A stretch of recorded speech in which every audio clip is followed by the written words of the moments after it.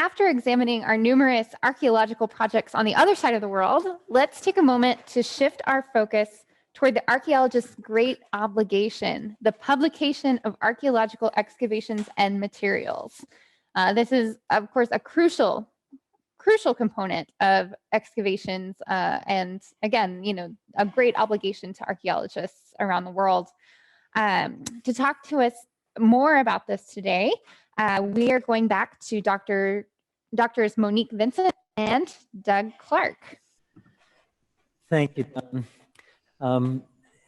It may be that when we see a title, our publications, we kind of think, well, that's the end of my level of interest. But we'd like to suggest, Monique and I would like to suggest that this is really one of the most important parts of what we do. It's important to go and excavate, and you've seen the results of our work in Jordan.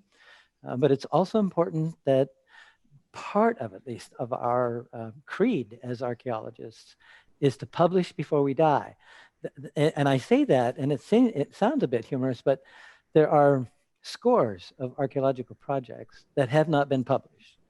And it's way past the time of the survival of the people who excavated.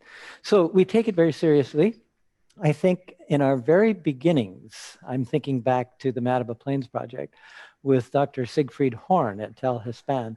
He committed all of us to publishing soon. He also, in the people he trained, people like Larry Herr, who is the primary person with primary publishing responsibilities for the Umayri excavations. This is something we are insistent on, and we must keep to a schedule and complete our work and to share our work, and in the process, help preserve ancient cultural heritage. Monique, are you there? I'm here. Excellent, excellent.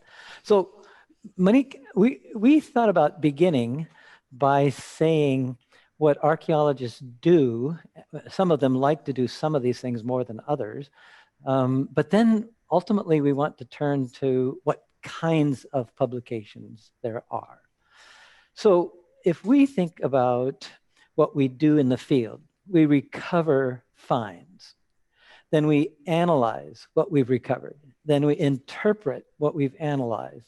Okay, that's my simplified way of putting it. But there are a couple more steps that have actually become part of the definitions of archaeology in the last couple of decades. One is to preserve, and that's what we're talking about throughout this entire series, this entire program, but then to publish, to present. Why, Monique, is it important to think about publication? Why is it important to go past what we do in the field? I mean, this is the main way that the work that we've been doing is communicated with other specialists, making research available for some of that comparative research that you kept mentioning earlier in the Umayri presentation. So to be able to take the results of what you may be doing in one region and sharing it, comparing it with other regions, you need those publications. And that was a major challenge in doing my own research, was working with material that had not yet been published or hunting down work that was in publication.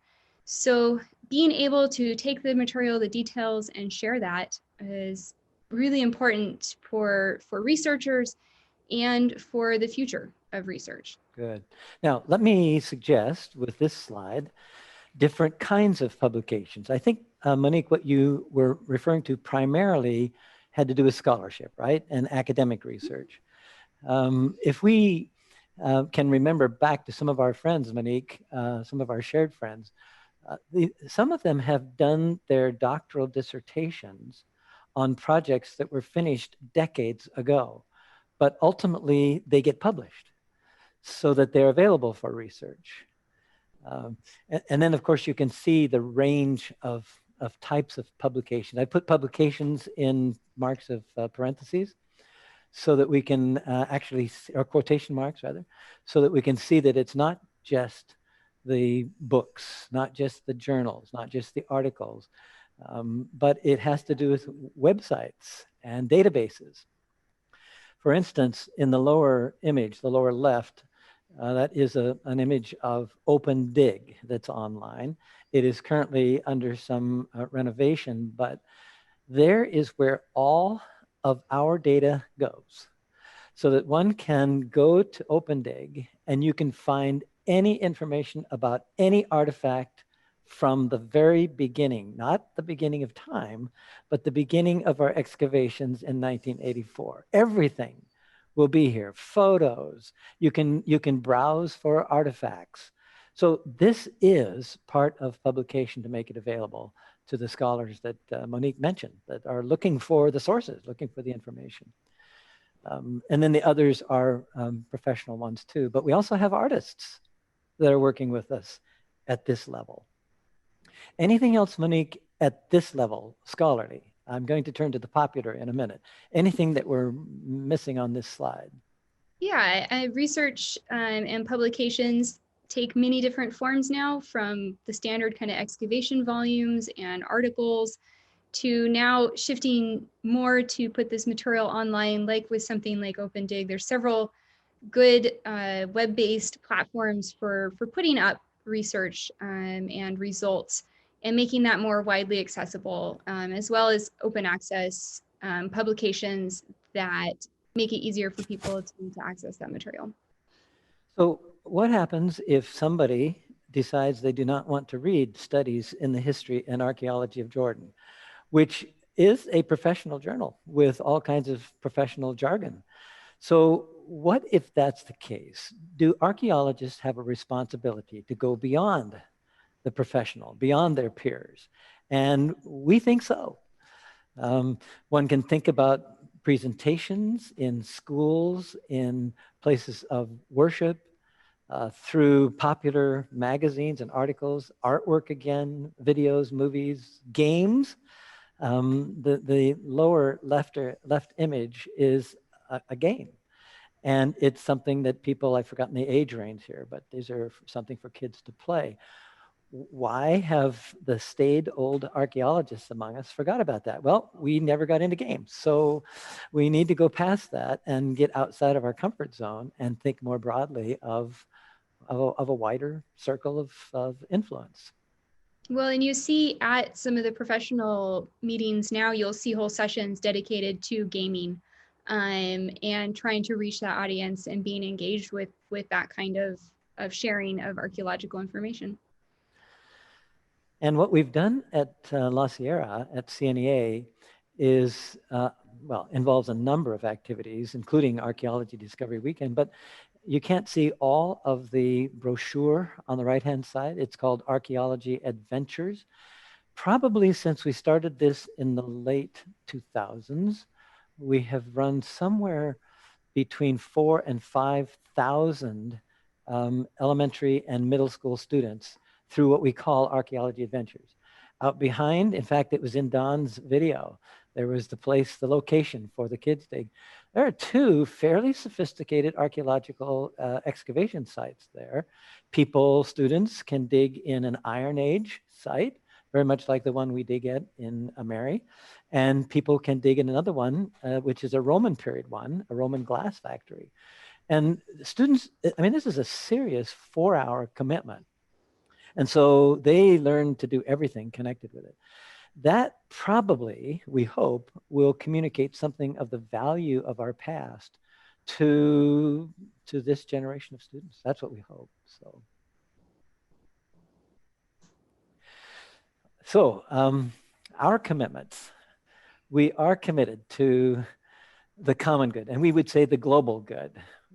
We feel we are, it's part of our moral and ethical responsibility to contribute to the global good. We do want to preserve the past. We want to follow the appropriate principles and do something that's sustainable.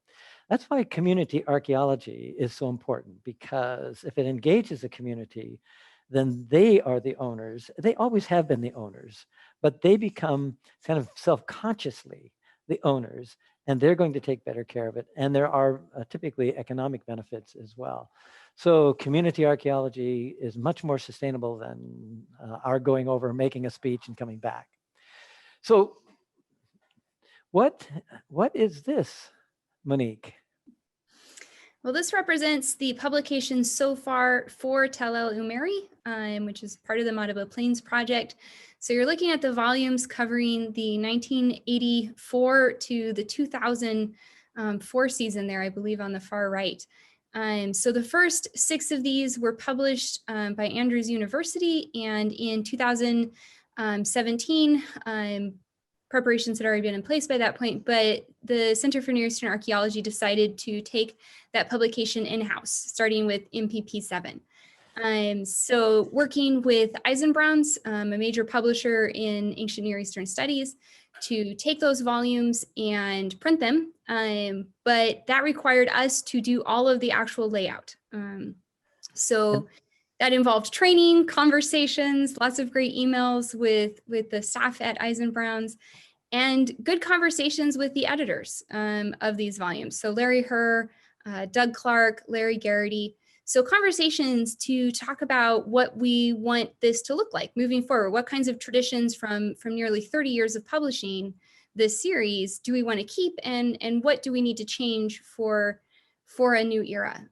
So taking the opportunity to re-envision our volumes, we get feedback with each volume that we publish. And now we have, we're kind of on an annual publication rate at this point, and MPP 10, which will focus on the 2006 season, is in the works and hopefully out by this coming fall. Monique knows all of these details because she is the publications manager, and she is the one who went through all of that training, and she is the one who lays these out. And I'm going to show all of those that you've worked on, Monique, in a minute. But before that, a couple of earlier volumes received awards, one from the American Schools of Oriental Research, which now is the American Society, is it for Overseas Research? We don't know if it's for or of. It was just voted, what? Yesterday or something like that. So anyway, and then another one from the Biblical Archaeology Society. So the books are being noticed and are part of the publications world and are recognized as such. So Monique, these are the 3 that you have been responsible for laying out and getting to press. How do you feel about these? They represent a lot of good teamwork. So teamwork with the printers at Eisenbrauns, teamwork with the editors, teamwork with the authors that put together each of the chapters, and the original data that they represent from seasons now a bit in the past, and also good conversations with Paul Ray, who shepherded the first 6 volumes to publication.